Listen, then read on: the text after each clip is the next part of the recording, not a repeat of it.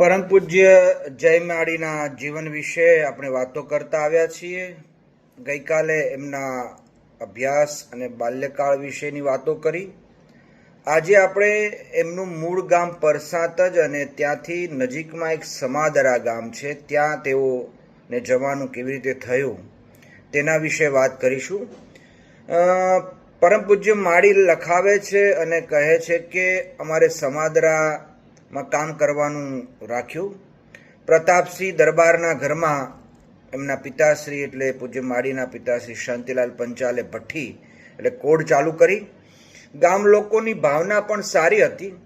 ગામના આગેવાનોમાં ચુનીભાઈ બાવાભાઈ, શંકરભાઈ બાવાભાઈ, મૂળજીભાઈ બાવાભાઈ, ઈશ્વરભાઈ મોતીભાઈ, વિઠ્ઠલભાઈ મોતીભાઈ, રાવજીભાઈ મોતીભાઈ અને ગામના નાના મોટા આગેવાનો, ગામ સમાદરાના રબારીઓ જેમાં જક્ષીભાઈ ભગવાનભાઈ, ગાંડાભાઈ જક્ષીભાઈ, લક્ષ્મણભાઈ જેવા કર્મનિષ્ઠ માણસો પણ પૂજ્ય માળી સાથે સદભાવનાથી રહી અને સત્કાર્ય કરવા માટે શરૂ કર્યું. પરસાતથી પૂજ્ય માળી નદીએ ચાલતા ચાલતા સમાદરા મુકામે જતા. 3-4 ફૂટ પાણીમાં ઉતરીને પણ તેઓ ત્યાં પહોંચતા. આવી એમની પરિસ્થિતિ હતી. પરંતુ એવું કહ્યું છે ને કે પરને દુઃખ પમાડતા પોતે પામે દુઃખ, રવિ સમી ધૂળ નાખતા આવે પોતાને મુખ. વટ વ્યવહાર અને વર્તનમાં ક્ષતિ આવી. પરમ પૂજ્ય માળીને ત્યાંના એક લગ્ન પ્રસંગે જ્યારે જવાનું થયું તો સામાન્યતઃ શરૂઆતના સમયમાં લોકો વાસણ લઈ અને પીરસણ લેવા માટે જતા હતા.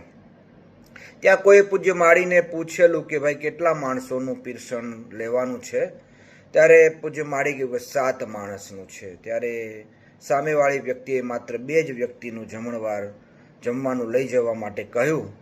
અને પછી તો કહેવાય ને કે માણસના પરિસ્થિતિ કદાચ પેલી હોય પણ માણસની અસ્મિતા, સ્વાભિમાન અને એ સમયે થોડુંક તિરસ્કાર ભર્યા વર્તનથી તેમને એ ગામ ઉપરથી એમના ઉપર થોડું મન ઉઠી ગયું અને પછી પરસાત જ પાછા ફર્યા.